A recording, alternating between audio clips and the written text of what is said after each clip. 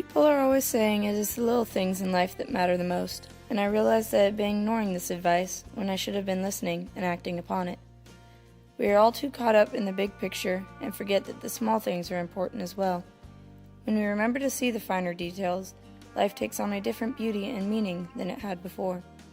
I had been forgetting this, but finally, at the end of my senior year, I remembered to look for the small details that make my life so wonderful. Each year, my family rents a house in Fort Bragg for Easter, and this has always been my favorite family trip, but this year it meant more to me than it had before. I was slapped in the face by reality when it came to me that this might be the last holiday I am able to spend with them before I go to college. This made me very aware of every moment I spent with my family, and I found that I enjoyed every second of it. Going on a hike and watching as everyone ran around the trail, yelling down the canyon at one another, brought tears to my eyes because I knew that the hikes with them were counting down.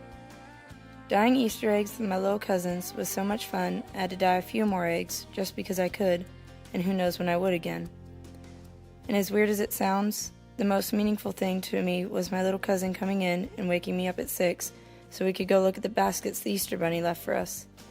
I know that these days are counting down, and it will be a long time before I get to experience them again. I slowly worked on going through my basket, and instead took more pleasure in watching everyone around me, and soaked up the love and care that is being passed through the room. When it came time to hunt for Easter eggs, I couldn't help but laugh at the thought of a high school senior taking an egg hunt so seriously, but I did because who cares, and it was fun. I ended up finding the golden egg, but what I found more enjoyable was the competitiveness between all of the cousins when we were trying to find it, and how cool it was that we were all so into it, even though none of us were really little kids anymore. Later that afternoon, the whole family went down to the beach, and it is by far my favorite part of my whole spring break. We didn't do anything super fun or crazy, we just had family time, and my family is what means the most to me. We tanned on the beach, listened to the waves crash, played ultimate frisbee, buried my little cousins in the sand, and then got hit by a wave that was larger than we thought, and all of our stuff got soaking wet. After that little mishap, we went back to the house. At the house, we just sat around being lazy for a while, and during this time, my little cousin came up to me and asked if she would still be my favorite cousin, even when I was 6 hours away. This hit me hard and made me realize even more what a special family I have. That night, we had our Easter dinner, and after we were done, we sat for an hour just telling jokes and stories and enjoyed each other's company.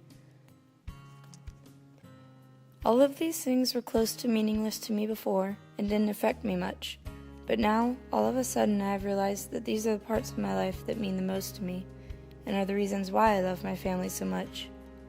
I wasn't paying attention, and I was about to go my last 6 months at home, taking for granted the small details that I'd be missing when I was a long ways from my family.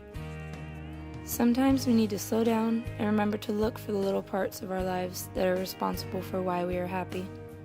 Usually we become too wrapped up in the bigger picture, and we don't remember that it is made up of so many tiny pixels. I become distracted and absorbed by the ideas of graduation and college, and in doing so, I was letting the most important things in my life slip past me unnoticed. Now I know that the small things in life are what make up most of our happiness. This I believe.